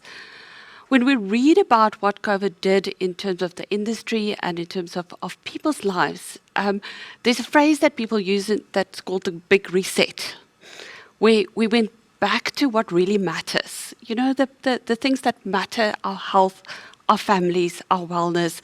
So that big reset happened. And for us as insurers specifically, I think it put the focus back on what we do, what's our purpose, and what's the relevance that we play in people's lives. And Anton spoke about the 22 billion rands that Sanlam has paid to support families. And unfortunately, this is in relation to many people losing lives and livelihoods and family members. But that 22 billion rand supported so many people to be able to support those families. It supported so many families to be able to take care of their families. And if I think not only about the impact of the 22 billion that Sanlam paid, but the industry, we saw the CISA stats, the industry paid 92 billion rand. And I mean, Nick would tell you that big numbers are typically things that we as people struggle to engage with. So I'm going to put that in context. The 92 billion rand that the insurance industry paid compares to the 60 billion rand that the South African government paid in terms of support to our clients. So I think this first big shift was, again, people reset to think about what's really important to them and their families and themselves. It reset in terms of how we think about insurance, what's the purpose of insurance, and how do we support people.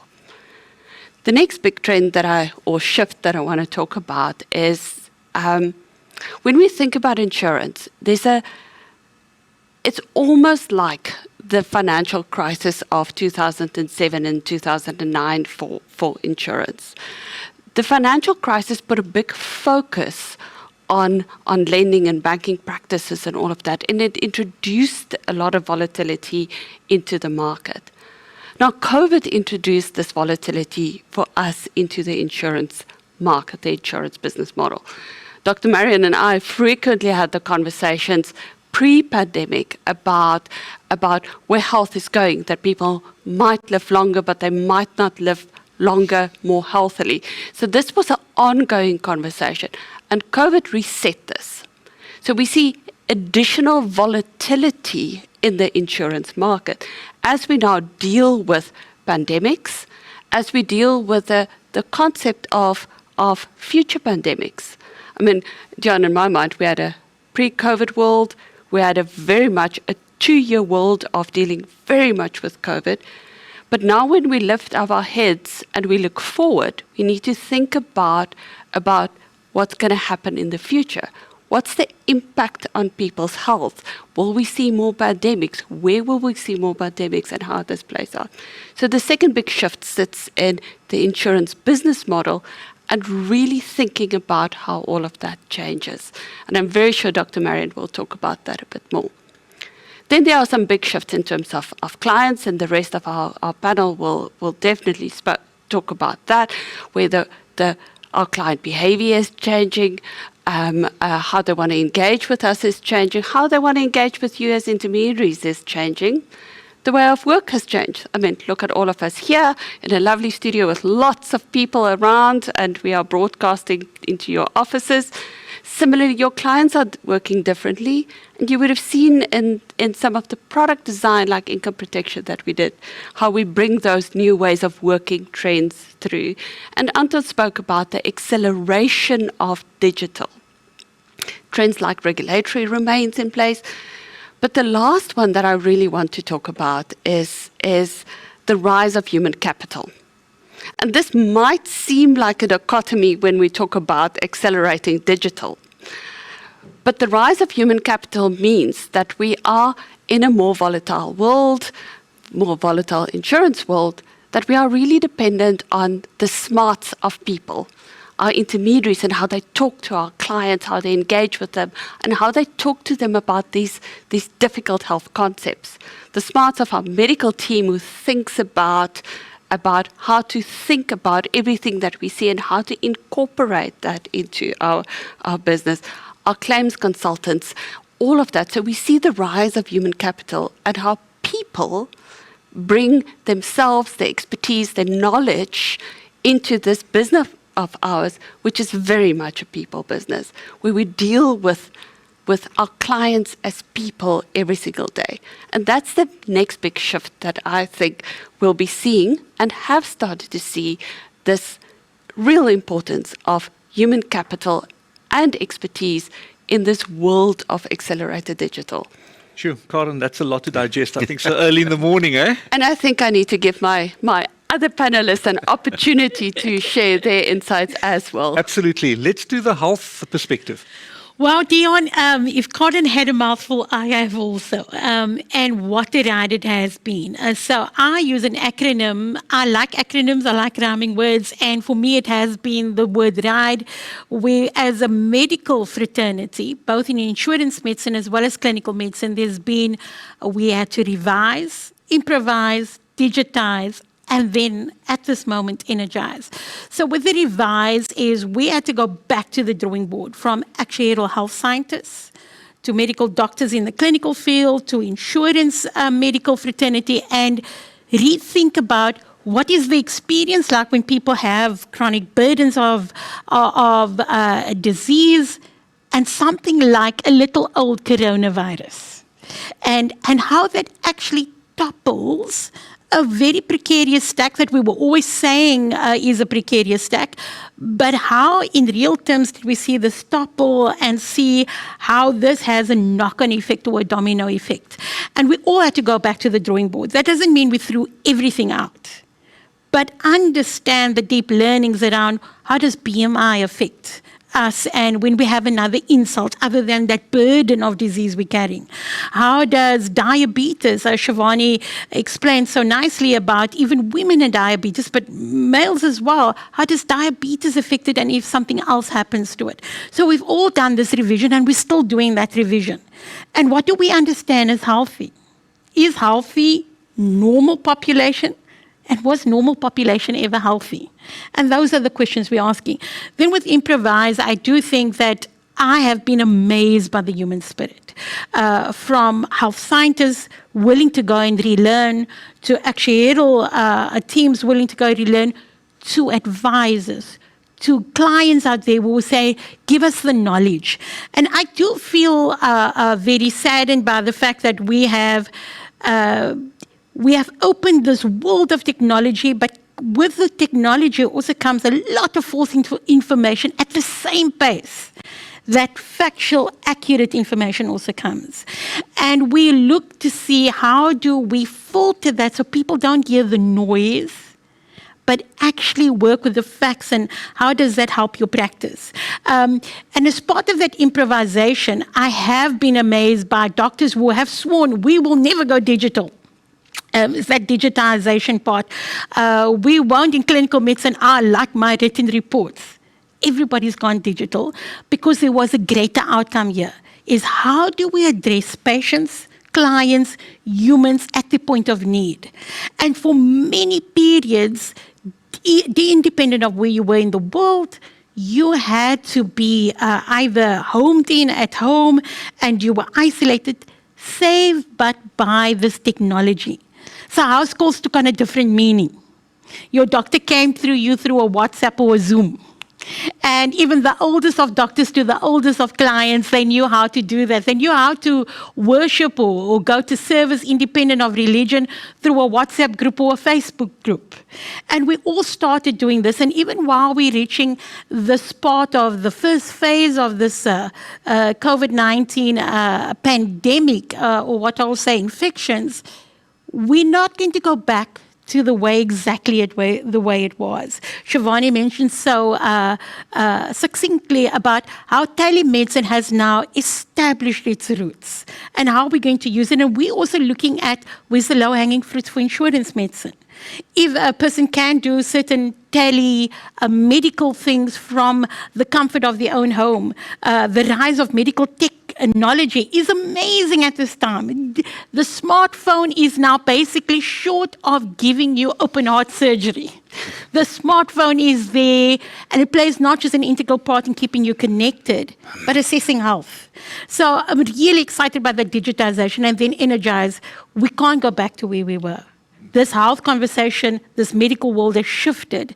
And how do we get one another energized, the insurers, the advisors, our clients, to make sure we're all ready for the next 10 years?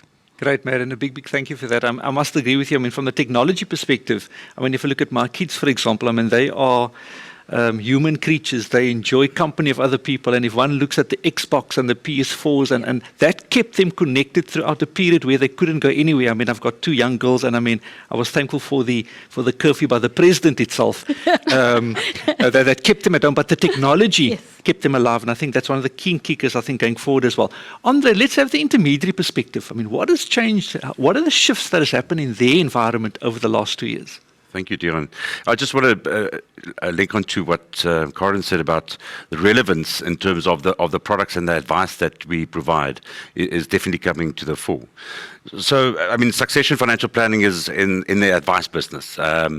We offer and focus holistic financial planning. And yes, the whole financial services industry is continuously evolving from being product-led to making the client's life the center of the conversation. You know, definitely a shift and a move from the sales-centric models to a client-centric model. Yes, we come from an era where products were sold, then moved into a era post-phase where the focus was basically on the regulatory and technical abilities. So focusing a lot on the transaction part and not so much on the client's goals and objectives and whether that is met. So yes, SFP has embarked on the relational client journey probably towards the end of 2019. And there's no doubt that the COVID-19 pandemic accelerated a lot of these changes and shifts.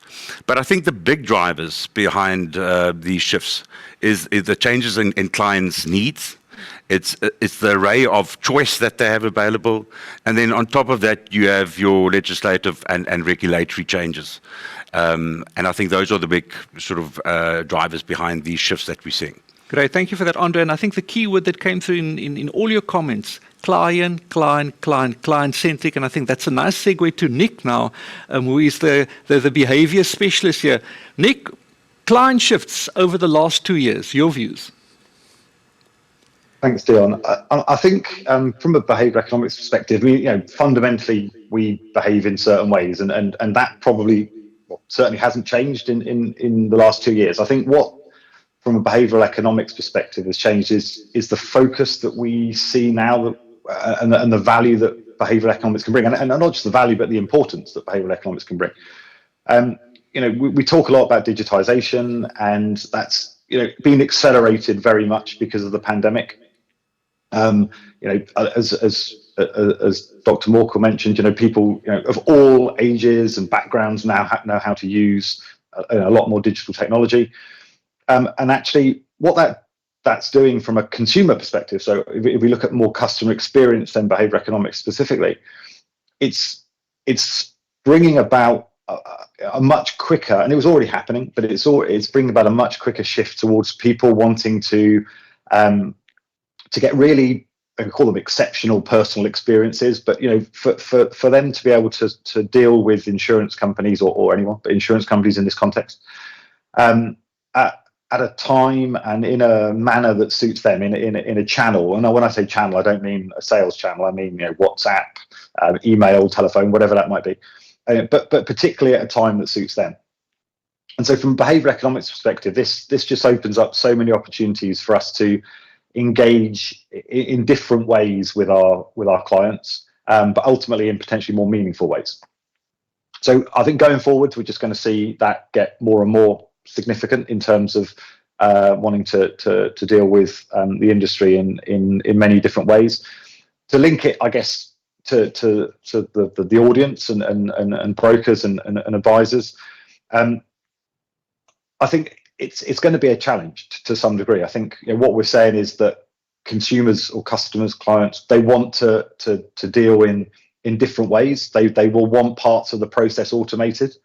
They will expect parts of the process to be automated. They will expect a constant control to some degree, or at least awareness of what's happening in the process. And they want to be able to interact with that in a very kind of sort of as an interactive way.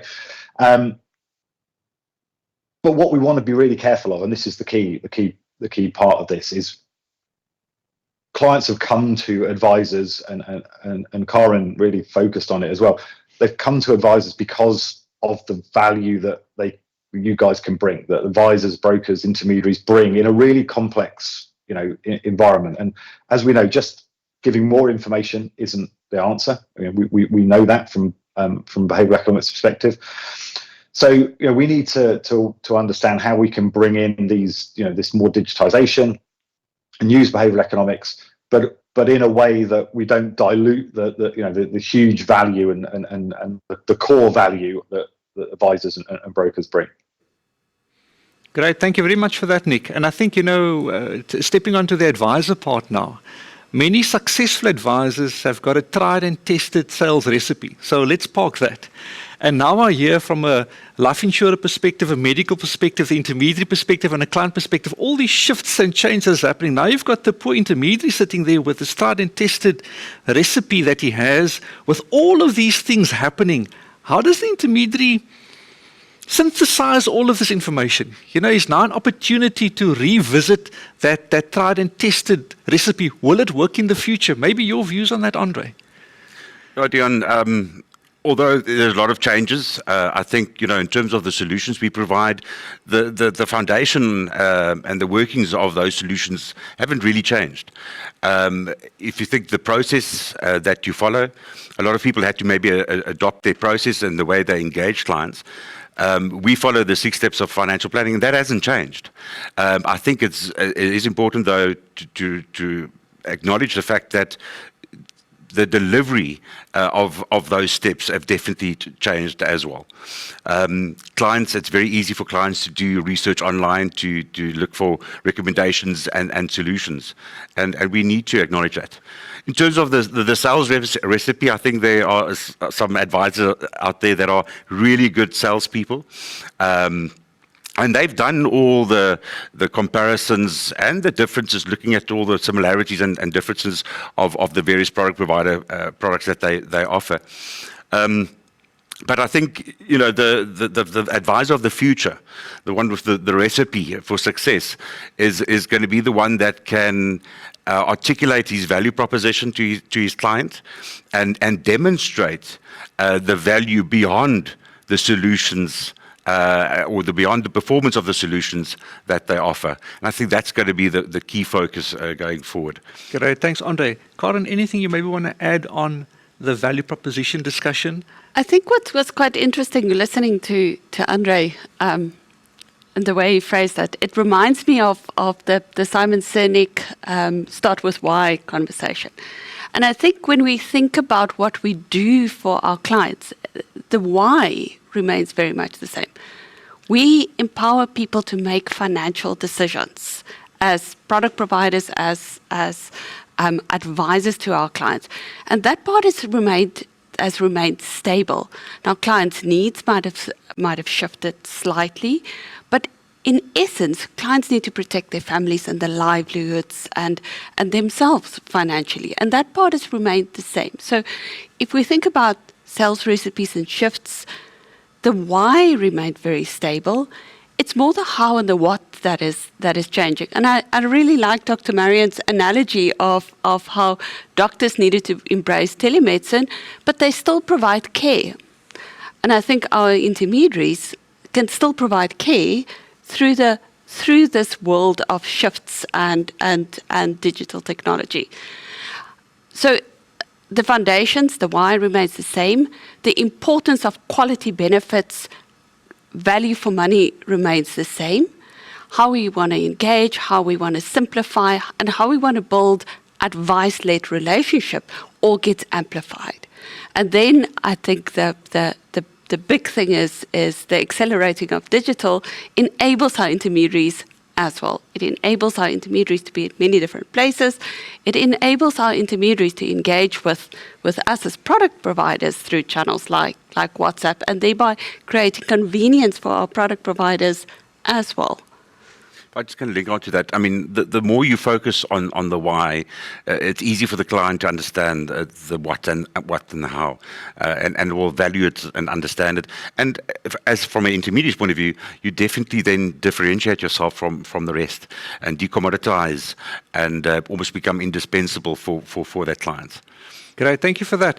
So let's move the conversation to health. And I think over the last 2 years, I mean, all we heard was COVID, COVID, COVID. Lots of things were on hold, put on the back burner, pause. I think even comprehensive financial planning. But the big challenge, a lot of these comprehensive financial planning needs are often triggered by health. And I'm going to link onto a comment that Shivani made earlier, and that's actually the question. Is it an opportune time now, and maybe it's to you, Dr. Morkel, for intermediaries to start having that health conversation with their clients? Dion, you got me passionate about that question.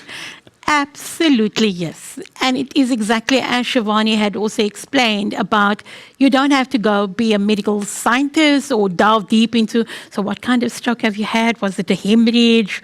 Was it an emboli? But it is about connecting humans to humans. A few years ago, they'd asked me to do a series on a roadshow about what keeps the CMO up at night. But a more important question is what keeps our clients? What keeps humans up at night? And the last 2 years, it has been the health conversation.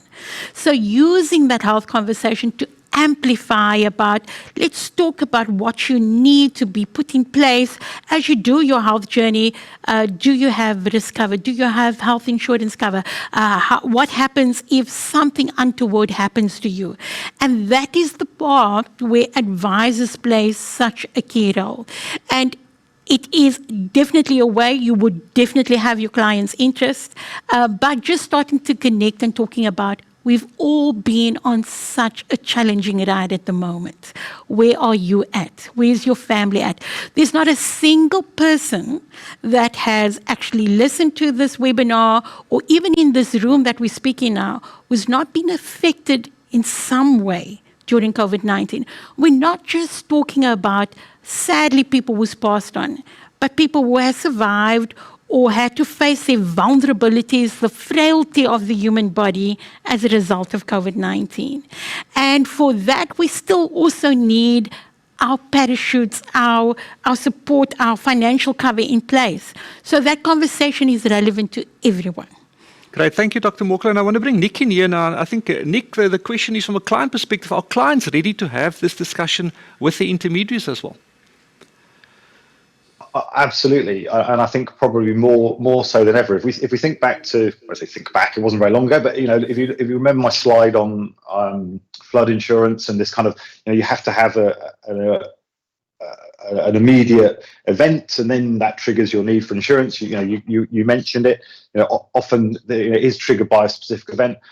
I think what COVID has done, and we don't want to dwell on COVID as you quite rightly say, but what it has done, I think, is brought about that understanding from clients that the future is very uncertain. I think they've always known it, but I think it's even more relevant now and even more obvious. So I think having that conversation about health generally and other types of health. So not maybe the more, as I said sort of before, maybe not the more traditional sort of critical illnesses or disability generally, but actually more specific in terms of things like mental health and diabetes and the conditions that really are impacting people more. I think there's never been a better time, and I think clients really are open to those conversations. How you have those, I think, as I said, you've got to be quite careful. And Dr. Morkel and Shivani mentioned, again, I'll sort of re-emphasize, intermediaries aren't medical professions, so you don't want to go into it to a great detail, but you want to connect, as Dr. Walker said, on a very personal level. And by asking the questions or talking in some of the ways that I mentioned, you can actually start to get people thinking about their own risks and their own concerns, and they're much more aware of those now than ever. And I think that will open up much more meaningful conversations.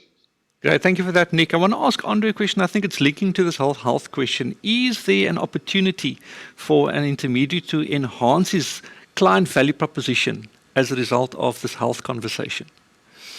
I certainly think so, Dion. It can be obviously a very difficult conversation to have. I mean, we financial advisors at the core and not medical professionals. But it's important to have those discussions, on diseases or health risks that could potentially affect you going forward. So yes, I think have the what if discussions, and I think, it will show that client that you really care and want to have a deep understanding of their fears and wants and needs, etc., etc. Yeah. Nick, just a follow-up question on that. Do you see any international trends happening currently in terms of how intermediaries are equipped to be able to have these type of discussions with clients going forward? Not international trends so much. I think this is the thing with behavioral economics. Nothing fundamentally has changed. I think what has changed, and I guess you could say this is internationally. I think it's just changed that ability to have conversations with clients about these risks and these concerns that otherwise, I think historically would have been quite challenging sometimes, and would have been done in quite a maybe a more sort of product-driven way. And I think what we're seeing, and we do see it. This is the thing with behavioral economics and people's behaviour, by and large, across regions, territories, countries, religions, backgrounds, we still behave in certain ways fundamentally. And so we are seeing across, all the markets that I look at and that Swiss Re looks at, the same things, that clients are much more receptive to having these conversations than they ever have been in the past. Okay, colleagues, I've got two more questions for the panelists, and then we're going to wrap it up because I think time is catching up with us very, very quickly. I think the first question is, if we go right back to our purpose, we spoke about long-term investment. So my question, and let's start with Karin, how do we keep the intermediary and the client interested in this long-term plan? John, I think the important part, and I already spoke about the relevance and the big part that we play in people's lives. So now more than ever, we can demonstrate the real importance of having it in place. I mean, we can demonstrate the effect of paying a death claim, of paying an income protector claim that just help you during that period. And we'll keep on having that conversation. How we keep them interested is our job.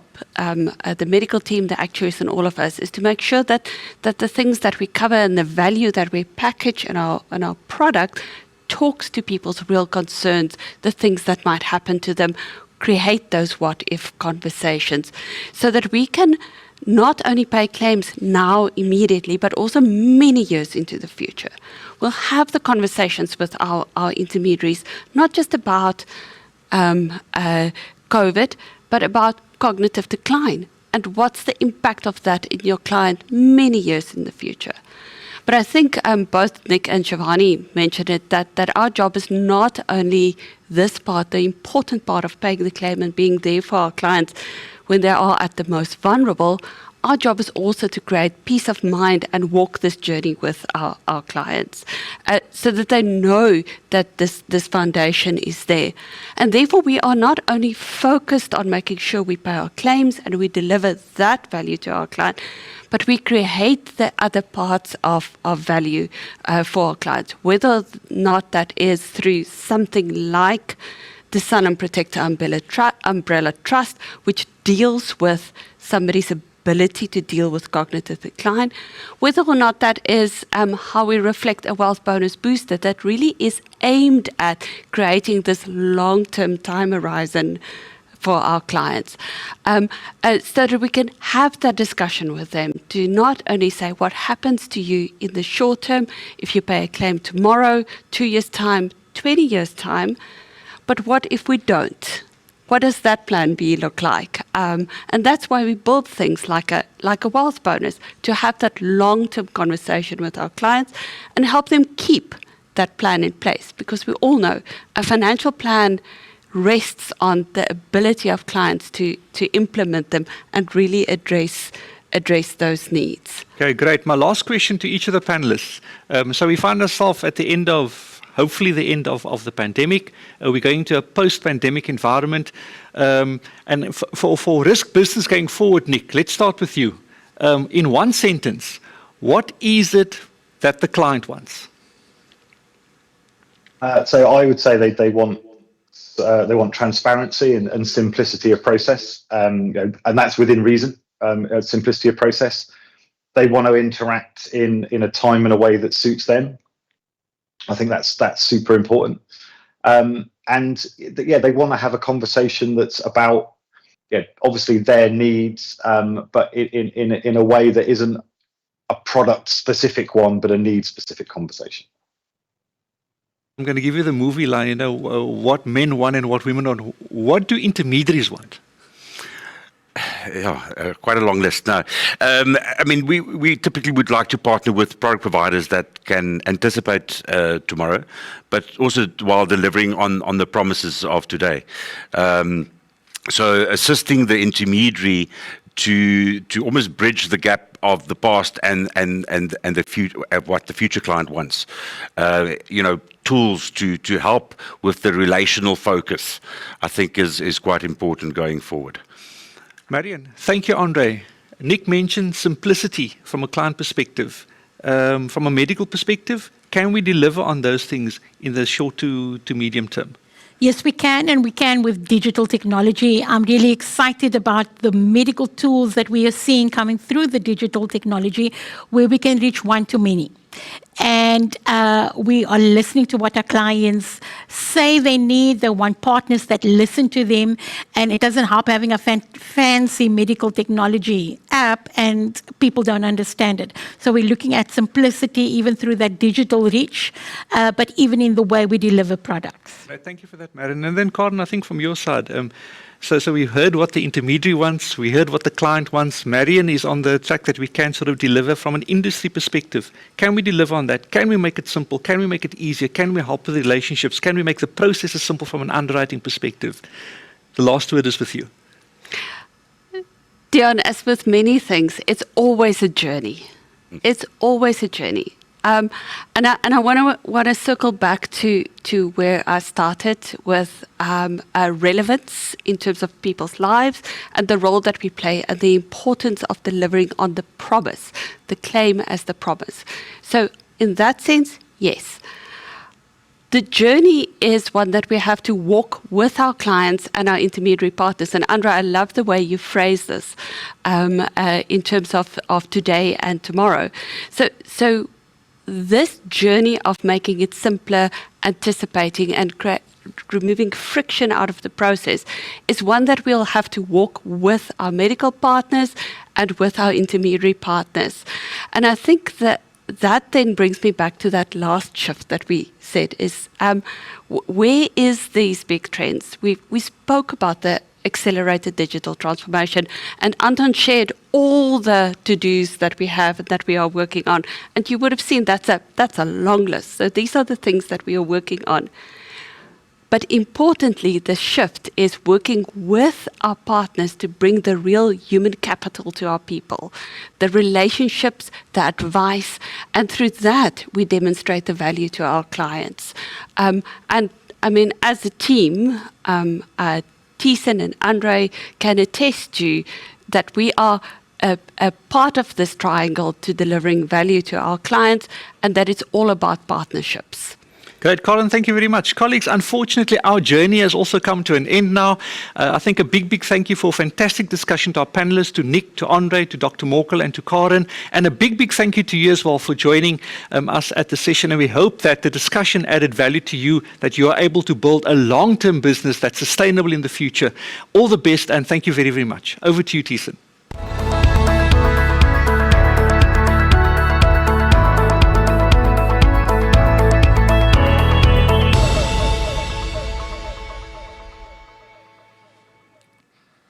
Thank you very much, Dion, for moderating what was undoubtedly a very dynamic panel. So I'd like to thank each and every one of you for joining us today. We really hope that you found the insights shared today of value, and we hope that this will enhance your practice and ultimately your advice approach. You will, as I said earlier, receive an email with a link to the webinar recording, all the presentations, as well as a document with any answers to Q&As within the course of next week. And of course, upon logging off from this webinar, you'll be given the opportunity to provide feedback on your experience of this event. Please Complete the survey before you log out of the webinars. We'd really like to hear your feedback, as it does ultimately help to shape the future of these sort of events. Don't miss out on the next Financial Confidence webinar. It will be taking place on the 15th of July, and invites will shortly follow. Thank you once again for your time, and we look forward to hosting you in the future. Thank you.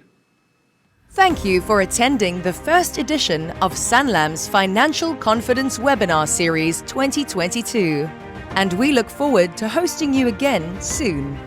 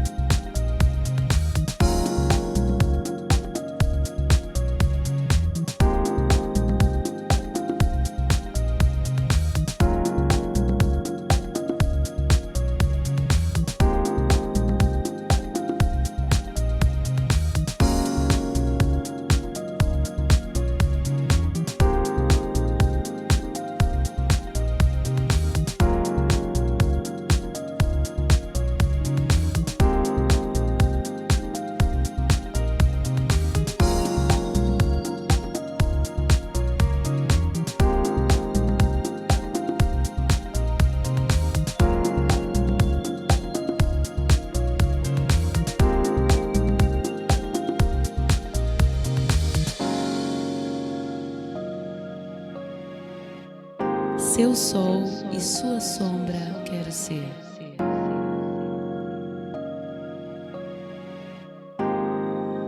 Sua ama, amiga e amante. Para consigo poesia fazer.